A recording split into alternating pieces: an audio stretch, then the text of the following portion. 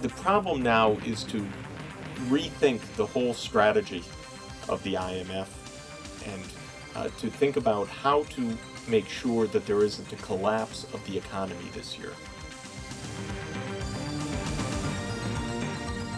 아시아를 위기에서 구하기 위해 IMF는 20세기 말 아시아 역사의 전면에 등장했습니다.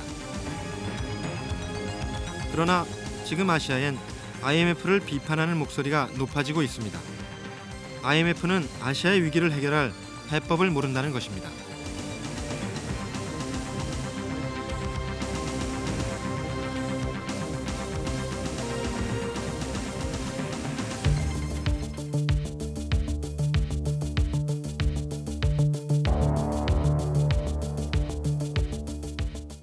금융산업에 대해서는 한국 사람들은 별로 그렇게 생각 안 합니다. 왜냐하면 똑같은 상품이니까. 그죠? 미국의 경쟁력은 그겁니다. 새로운 상품을 굉장히 많이 개발합니다. 그래서 전 세계 돈이 글로 모여요. 거기에 힘이 있는 거죠.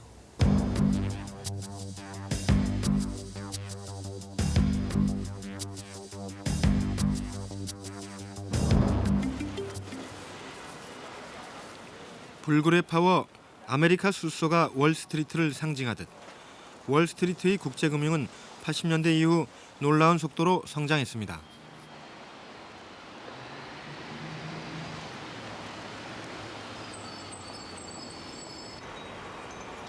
월스트리트에서 국제금융을 움직이는 인구 15만 명.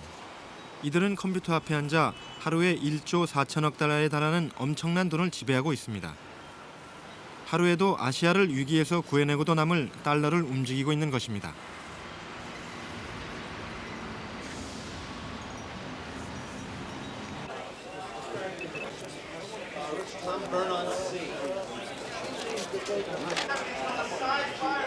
(80년대) 국제금융은 개발도상국의 문을 열어 자신들의 활로를 찾았습니다. 이들이 개발도상국에서 높은 수익을 올리자 금융자본엔 더 많은 돈이 몰렸고 90년대에 이르면서 모인 돈은 무서운 속도로 불어났습니다. 조지 소로스라든지 뭐 타이거 펀드랄지 이런 스타인하우스랄지 여러 가지 이제 거물급 펀드들조차도 자기들이 이 커다란 흐름을 마음대로 좌지우지할 수 있는 단계 그 한계선을 벗어난 게 아니냐. 그래서 어찌 보면 지금 세계 금융 자본 입장에서도 스스로를 통제할 수 없을 정도의 역설적인 현상이 나오고 있다. 국제금융은 투자가 아닌 투기로 성장합니다. 산업에 대한 투자가 아니라 환차 획득을 노리는 돈놀이, 즉 투기를 하는 것입니다. 국제금융 자본을 지켜주는 것은 워싱턴의 세계적인 기관들입니다. 국제금융 자본의 이익을 가장 잘 대변하고 있는 곳이 바로 IMF, 최대 지분을 가진 미국이 좌우하는 곳입니다. IMF는 세계 181개국이 조성한 2천억 달러로 운영되고 있습니다. 세계 자본주의 체제를 유지 발전시키기 위해 회원국들이 생산 자원을 개발하고 높은 고용과 수익을 도모한다는 것이 IMF의 설립 목적입니다.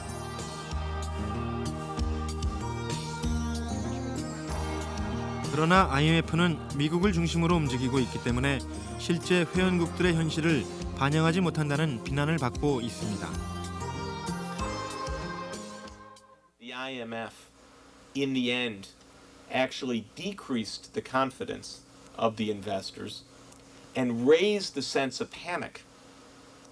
And so the IMF's presence, in my opinion, actually accelerated the outflow of money from the region. It didn't solve anything, it just made the panic worse.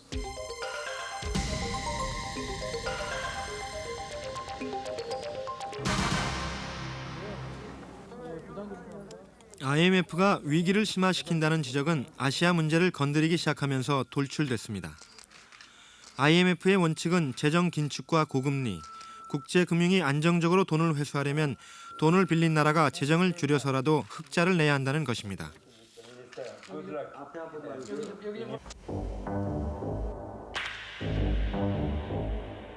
그러나 IMF와 한 목소리를 내던 스티글리츠 세계은행 부총재마저 이번 IMF의 해결 방법을 공개적으로 비판하고 나섰습니다. IMF가 한국과 동남아에 내건 지원 조건이 너무 엄격하다는 것입니다. 즉, IMF의 재정 긴축과 고금리 요구는 오히려 자금 회전을 위축시켜 기업의 연쇄도산을 부추기고 있다는 지적입니다.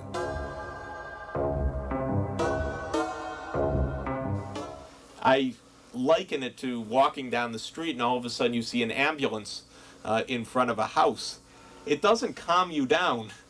It makes you realize something terrible is happening. And so when the investors saw the IMF come into Korea or into Indonesia or into Thailand, it did not say, all the problems are solved, we might as well leave our money in. They said, oh my God, it's worse than we thought. We better take our money out even faster. 지난 1월 IMF의 내부 비밀 보고서가 공개돼 파문을 일으키기도 했습니다. 인도네시아의 16개 은행에 대한 폐쇄 조치가 심각한 금융공황을 일으켰고 이는 IMF 수뇌부조차도 미처 예상치 못한 결과라는 자체 평가였습니다.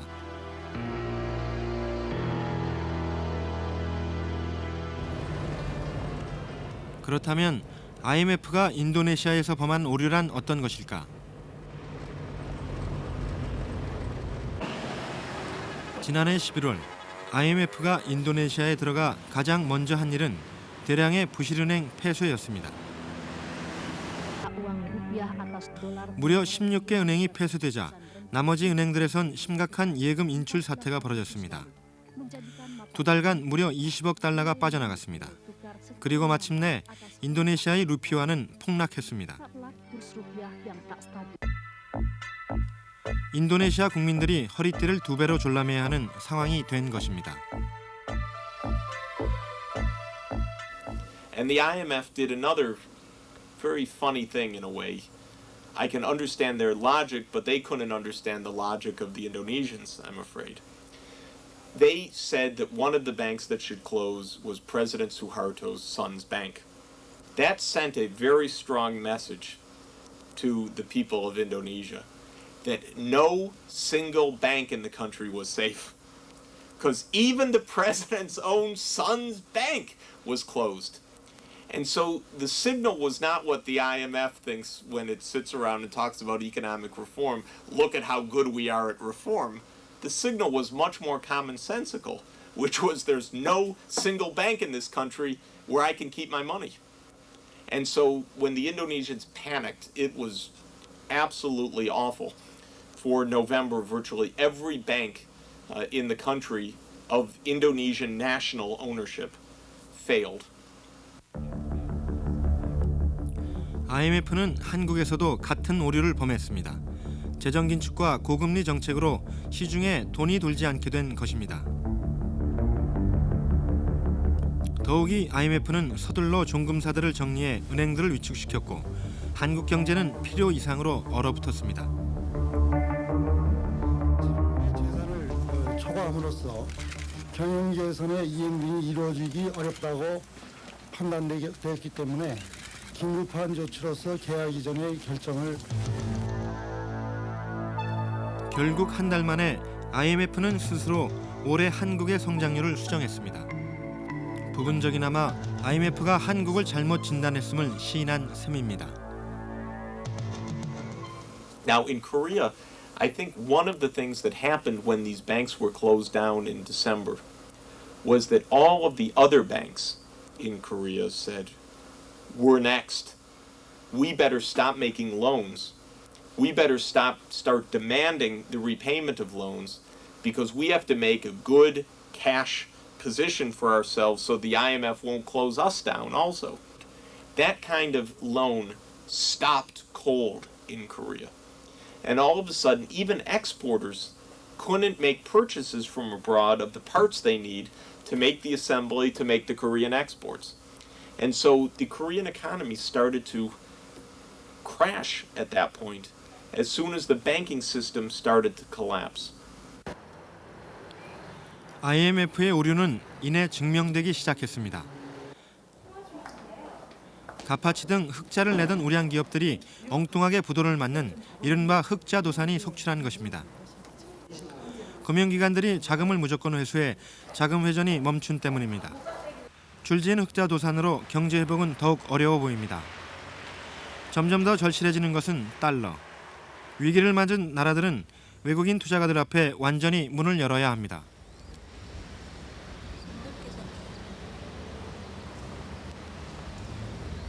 그 대외 개방과 관련해서 보면은 긴축 정책을 통해서 국내 자본을 이렇게 도태를 시켜나가고 뭐 정리해고라든지 뭐 이런 것도 그와 연관해서 이해할 수 있는 겁니다. 그걸 통해서 이들 자본들을 그 해외 자본의 직접적인 이 종속화에 인수합병을 통해서 이제 넘겨주는 이런 시나리오가 지금 진행되는 게 아닌가 생각이죠.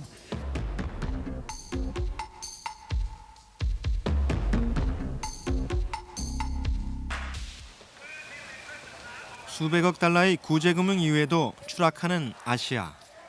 과연 아시아 위기의 끝은 어디일까? 동아시아는 수출로 성장해 왔습니다. 그러나 세계는 이미 30%의 공급 과잉. 아시아의 경제 회복은 요원하기만 합니다.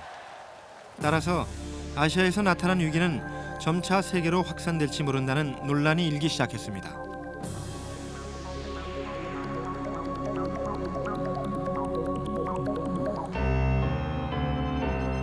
(30년대) 세계 대공황 직전과 비슷하다는 오늘. 만약 계속되는 정치적 불안으로 인도네시아가 모라토리움을 선언하고 이 여파가 태국으로 이어진다면 위기는 동남아에 많은 돈이 묶여있는 일본으로 또는 인도네시아에서 직접 일본으로 이어지고 일본이 막대한 미국 국채들을 팔아버리면 미국 또한 버티기 어려운 상황이 전개됩니다. 더욱이 중국의 위안화가 평가절하 된다면 동남아 경제는 벼랑 끝에 몰립니다. 東南アジアはものすごくやっぱり中国と近い産業構造ですから自分のところも下がったところにさらに中国が下げてくるっていうことで非常にデフレ競争になっちゃうわけですね。そのようやく輸出が伸びてきたところにまた中国がバンと下げてしまえばまた輸出が伸びなくなっちゃうっていうことになって結局東南アジアの景気はまた非常に不安定になってしまうと。いうのが2番目の世界恐慌シナリオだと思います. 아시아가 앓고 있는 가운데 미국은 유례없는 호황을 누리고 있습니다. 실업률이 25년 만에 최저치를 기록했고 인플레도 거의 없습니다.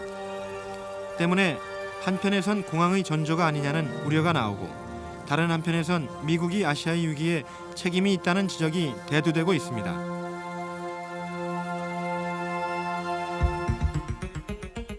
그 한 예가 워싱턴 포스트지의 한 사설. 워싱턴 포스트에선 IMF가 일방적으로 채무국 국민들에게 부담을 전가하고 있다고 했습니다.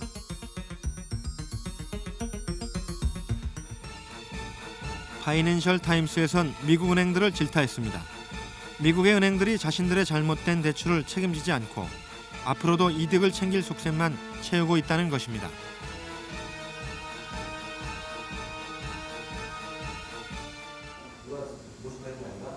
아시아의 위기는 미국의 금융 자본들에게 시장을 넓혀 주었습니다.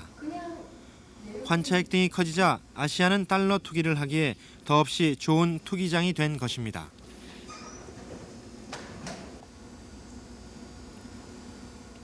지난해 말까지 국내에 들어와 있던 외국인 주식 자금은 약 180억 달러.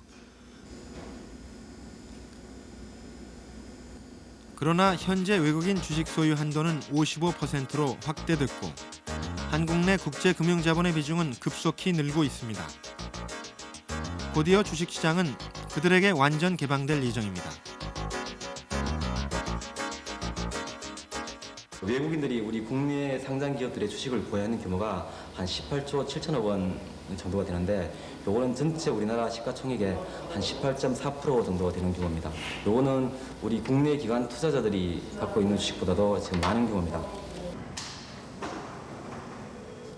외국 투자가들의 손길은 국내 기업의 인수와 합병으로 확대되고 있습니다.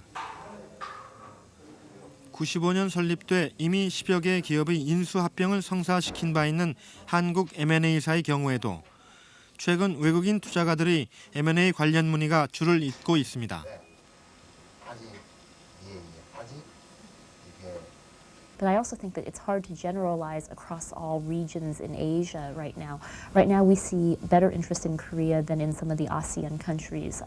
Many people feel that the level of industrialization and the type of infrastructure, the education system in Korea is superior, and that for years the system has been closed, so this is a very good opportunity to get involved in Korea right now. 늘어나는 외국인 투자는 한국이 위기에서 탈출할 수 있는 절실한 통로입니다. 그러나 그들의 투기적인 특성상 한국의 금융시장은 계속해서 그들에 의해 좌우될 수 있습니다. 아시아가 국제금융과 줄다리기를 하고 있는 동안 일본은 과연 어떠한가?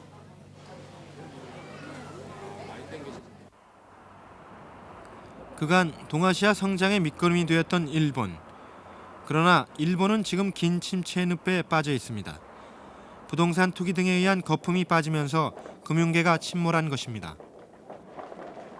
私らが悪いんであって社員は悪くありませんから、どうか社員の皆さんに応援してください。お願いします。 이제 일본은 어떻게 해야 할 것인가? The outlook for the Japanese economy is critical for how quickly the other countries in Asia will recover, because Asian countries and Japan are stronger than with any other single industrialized country.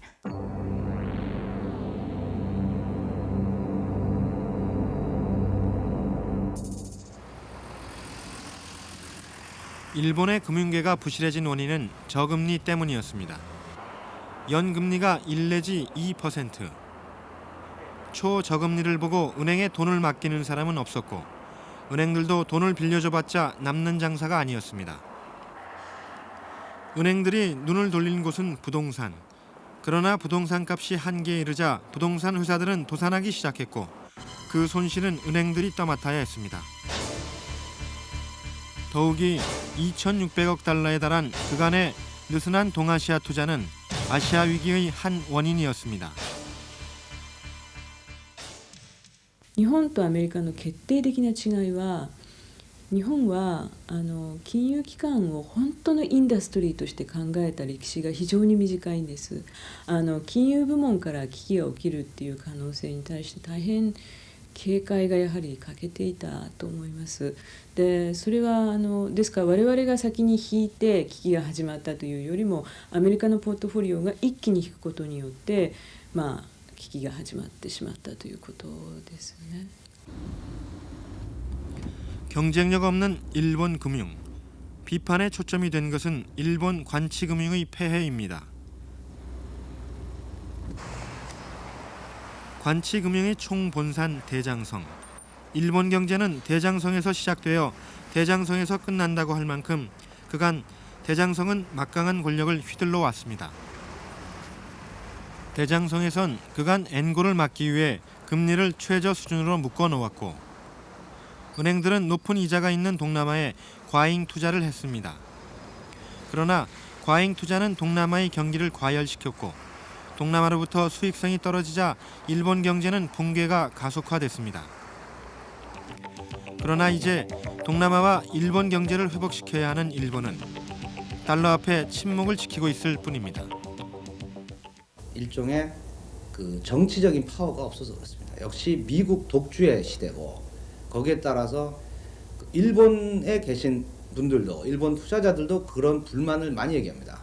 왜냐하면 정작 돈 빌려준 건 일본인데 왜 미국이 하고 싶은 대로 다 하고 예를 들어 수입선 다변화 폐지 같은 항목은 맨 끝으로 가 있느냐. 정작 도와주기로 결심하고 나서면은 힘든 건 우리인데 왜 득은 미국이 보느냐. 그래서 저도 그건 나도 모르겠다. 너희들이 왜 그렇게 소극적이냐. 결국에 답은 정치적인 게임에서 주도권을 도저히 못 잡기 때문에 그런 겁니다. 그래서 아시아 위기에서도 역시 일본은 지금 미국이 고 사인을 내기를 기다리고 있는 겁니다.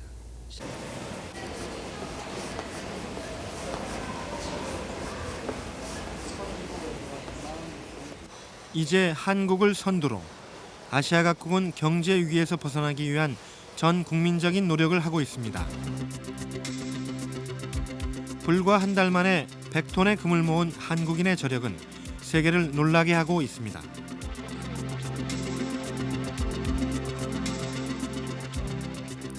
역사상 최초로 노사정 협의와 재벌 개혁 또한 진행되고 있습니다.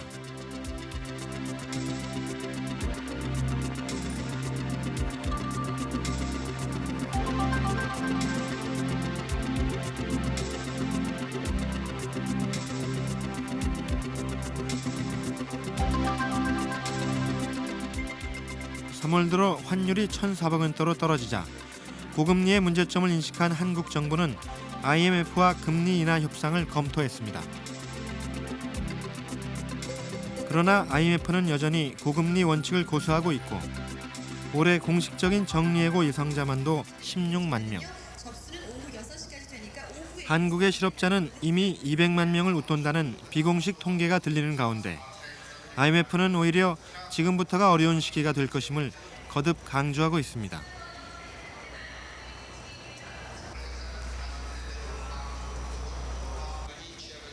IMF 이후에도 한국 경제는 아직 탈출구를 찾지 못하고 있습니다. 한국은 회복이 빨라 보이지만 현재로선 그 회복을 낙관할 수 없는 현실입니다. And so what I worry about is that the economies are going to continue to fall quite sharply and make unnecessary bankruptcy. And in Korea, it's even worse, perhaps, than in Thailand.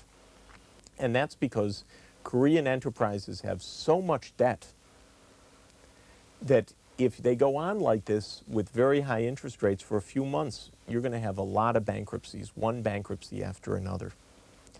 So the problem now is to rethink the whole strategy of the IMF and to think about how to make sure that there isn't a collapse of the economy this year. 위기의 한국 경제. 처방은 IMF가 내렸습니다. 그러나 IMF만이 만능의 비방은 아니었습니다. 이제 한국은 스스로 한국 경제의 체질에 맞는 새로운 치료법을 찾아 나서야 할 때가 되었습니다. 새로운 치료는 아마도 금리를 내리는 것으로부터 시작될 것입니다. 그것이 불필요한 도산과 실업을 막는 출발점이기 때문입니다.